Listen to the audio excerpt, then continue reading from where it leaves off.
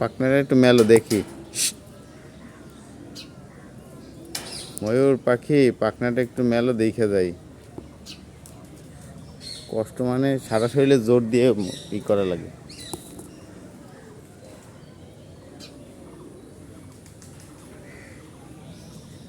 কি সৃষ্টি করছে কও।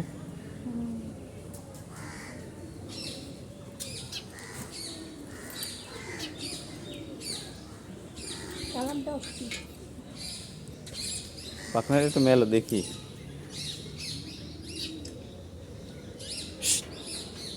উপরে উঠতে যাবে রে এখন। এই